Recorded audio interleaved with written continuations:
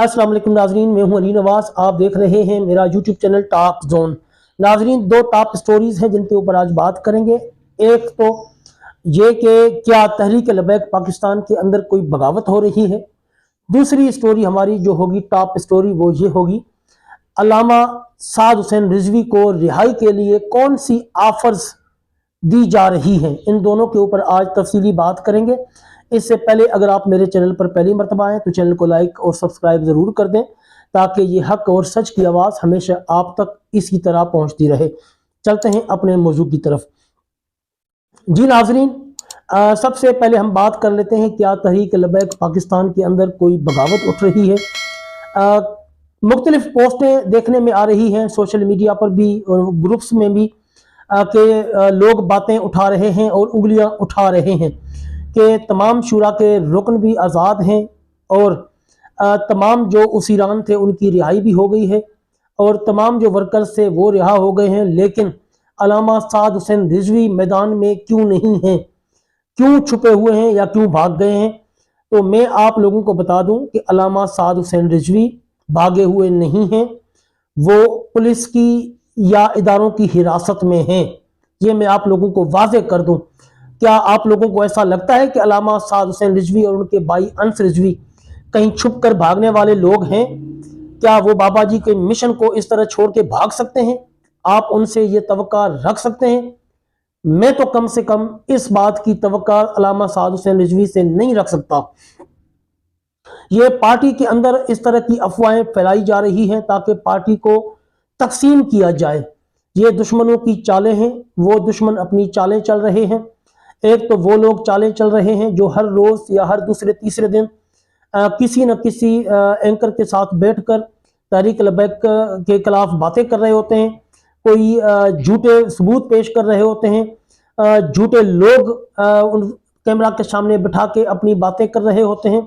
लेकिन ये जो अंदरूनी लोग हैं सबसे ज़्यादा नुकसान तहरीक लबैक को ये दे रहे हैं जो पार्टी के अंदर मौजूद हैं और पार्टी के अंदर फेक पोस्टें और इस तरह की बातें फैला रहे हैं तहरीक लबैक पाकिस्तान की लीडरशिप के बारे में और लोगों को मुतनफ़र कर रहे हैं।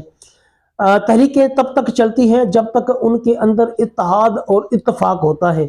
जब आप तहरीक को खुद तहरीक के कारकुन अंदर से खोखला करने की कोशिश करेंगे तो तहरीकें दम तोड़ जाती हैं, सियासी पार्टियां दम तोड़ जाती हैं, उनका कोई पुरसाने हाल नहीं होता।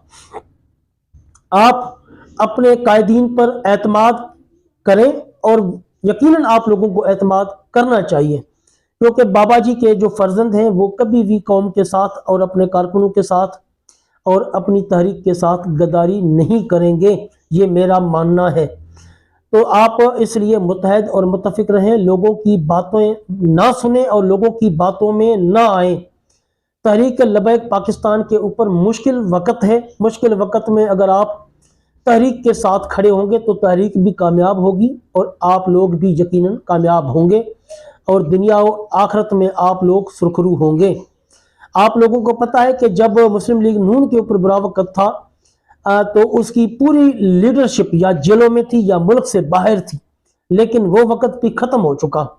जब ज़िया-उल-हक का मार्शल था, भुट्टो को फांसी दे दी गई थी तो भुट्टो का पूरा ख़ानदान, उनके बेटे उनकी बेटियां जलावतन थी और 10 साल तक जलावतन रही थी और एक बहुत बड़ा मुश्किल वक्त उन्होंने काटा था और जेलों की सोबतें भी बर्दाश्त की थी और मुल्क से बाहर रहे थे। लेकिन फिर आप लोगों को पता होगा कि थोड़ा सा मामला ठीक हुआ। ज़िया-उल-हक के दौर में ही बेनज़ीर वापस आ गई थी और अपने मामला ठीक हो गए थे। उसके बाद आप लोगों को पता है कि दुनिया की पहली खातून वज़ीर आज़म, मुस्लिम खातून वज़ीर आज़म पाकिस्तान की बेनज़ीर भुट्टो बनी थी महज 35 साल की उम्र में। तो उन्होंने मुश्किल वक्त काटा था और मुश्किल वक्त गुजर गया। उसके बाद उनको हुकूमत भी मिली, उन्होंने हुकूमत भी की और उनकी पार्टी यानी कि इलेक्शन जीत कर टॉप पे आई और 2 मरतबा बेनज़ीर भुट्टो साहिबा ने इलेक्शन जीता। उसके बाद जरदारी ने भी बेनज़ीर की शहादत के बाद इलेक्शन जीता।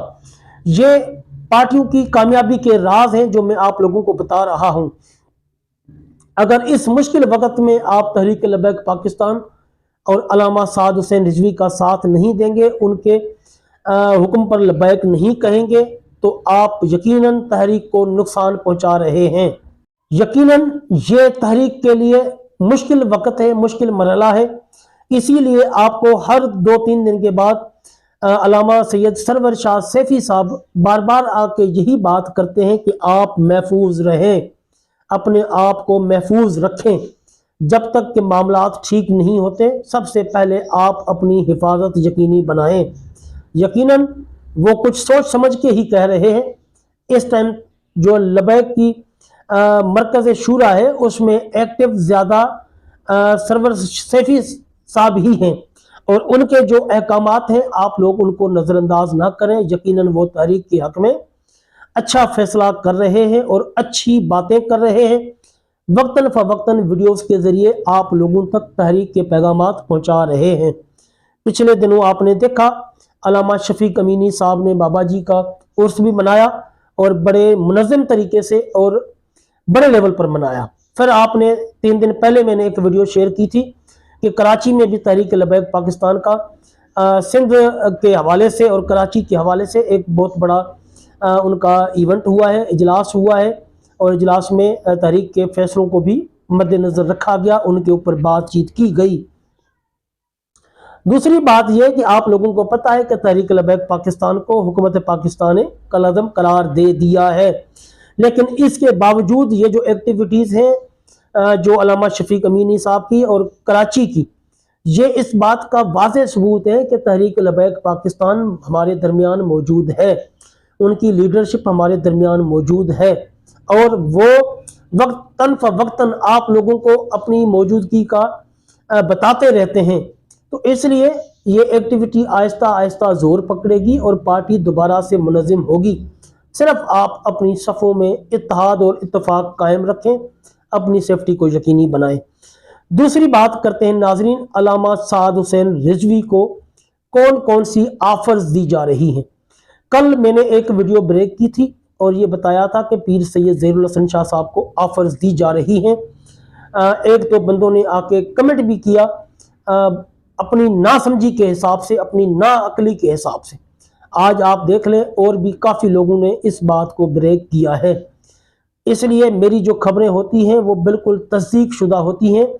آپ کو یہ خبریں میرے بعد ہی پتہ چلیں گی، میرے سے پہلے کوئی اس طرح کی خبریں آپ لوگوں تک نہیں پہنچا سکتا۔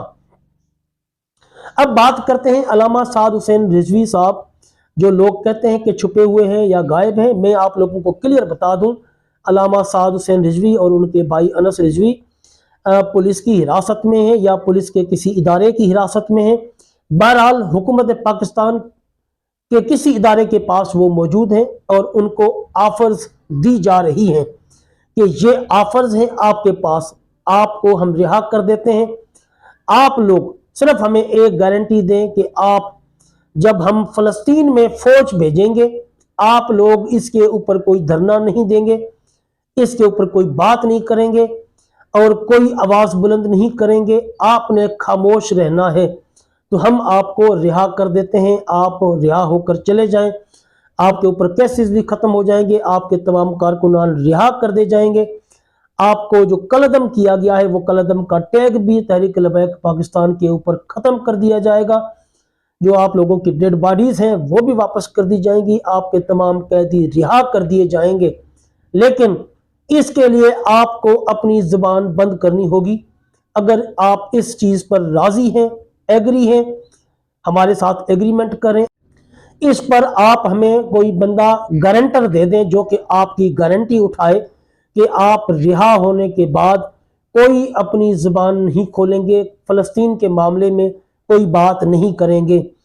علامہ سعد حسین رضوی صاحب نے 2 ٹوک الفاظ میں اس آفر کو ٹھکرا دیا ہے اور یہی کہا ہے کہ یہ نہیں ہو سکتا کہ فلسطین میں حماس کو غیر مسلح کیا جائے اور تحریک لبیک پاکستان خاموش رہے، یہ کبھی بھی نہیں ہو سکتا۔ دوسری بات انہوں نے یہ بھی کی ہے کہ میں فلسطین کے معاملے میں 1 انچ بھی پیچھے نہیں ہٹوں گا۔ اس لیے علامہ سعد حسین کی جو رہائی ہے وہ رہائی ممکن نہیں ہو رہی، نہ ہی ان کو کہیں عدالت میں پیش کیا جا رہا ہے، نہ ہی کہیں ان کو آزاد کیا جا رہا ہے۔ اس کے پیچھے محرکات یہی ہیں جو میں آپ کو بتا رہا ہوں۔ آپ کو آنے والے دنوں میں ان ساری باتوں کا علم ہو جائے گا۔ اب جو حکومت پاکستان چاہتی ہے وہ علامہ سعد حسین رضوی نہیں مان رہے۔ جب تک وہ نہیں مان رہے تب تک رہا نہیں ہو سکتے، یہ میں آپ کو آج کلیئر بتا رہا ہوں۔ دوسری بات یہ بھی سننے میں آ رہی ہے کہ جب تک ہماری فوج یو این مشن کے طور پر یو این او کے آرڈر کے تحت فلسطین نہیں چلی جاتی، تب تک ہو سکتا ہے کہ علامہ سعد حسین رضوی کو عدالتوں میں بھی پیش نہ کیا جائے اور نہ ہی ان کو آزاد کیا جائے۔ جیسے ہی ہمارے دستے یو این چارٹر کے تحت فلسطین میں پہنچے گے، اس کے اگلے دن یا 2 دن کے بعد علامہ سعد حسین رضوی کو کسی عدالت میں پیش کیا جائے گا اور اگلا پروسیس شروع ہوگا۔ اب علامہ سعد حسین رضوی اپنے مشن پر ڈٹے ہوئے ہیں، 1 انچ بھی پیچھے نہیں ہٹ رہے۔ یہی وجہ ہے کہ ان کے لوگ، جو پارٹی کے باقی لوگ ہیں، جو کہ باہر بیٹھ کے باتیں کر رہے ہیں کہ علامہ سعد حسین رضوی منظر عام پر نہیں آ رہے، جبکہ باقی ساری ٹیم ان کی منظر عام پر ہے، تو ان کو باہر آنا چاہیے۔ تو میں کلیئر بتا دوں کہ وہ باہر کیسے آ سکتے ہیں جبکہ وہ جیل میں بند ہیں، وہ جیل کی صعوبتیں برداشت کر رہے ہیں اور اپنے موقف پر ڈٹے ہوئے ہیں، تو وہ باہر کیسے آ سکتے ہیں، باہر کیسے ایکٹیو ہو سکتے ہیں؟ کیونکہ وہ ایکٹیو تب ہو نا جب وہ آزاد ہوں۔ جب وہ آزاد ہی نہیں ہیں، اپنے موقف سے پیچھے ہٹنے کے لیے تیار نہیں ہے، فلسطین کے معاملے پر اپنی زبان بند کرنے کے حق میں نہیں ہیں، ان کو تو آفر دے دی گئی ہے کہ آپ فلسطین کے معاملے میں نہ بولیں، ہماری فوج کے معاملے میں نہ بولیں، ہم آپ کو آزاد کر دیتے ہیں۔ لیکن علامہ سعد رضوی یہ بات ماننے کے لیے تیار نہیں ہے، اور انہوں نے کہا ہے کہ عالم کفر میں جب بھی اسلام کے خلاف کوئی سازش ہوگی، تحریک لبیک پاکستان صف اول میں کھڑی ہوگی۔ یہی بابا جی کا مشن تھا اور یہی ہمارا مشن ہے اور یہی ہماری تحریک لبیک کا مشن ہے۔ جی ناظرین، یہ تھی آج کی ویڈیو، ملتے ہیں اگلی ویڈیو میں۔ جزاک اللہ خیر۔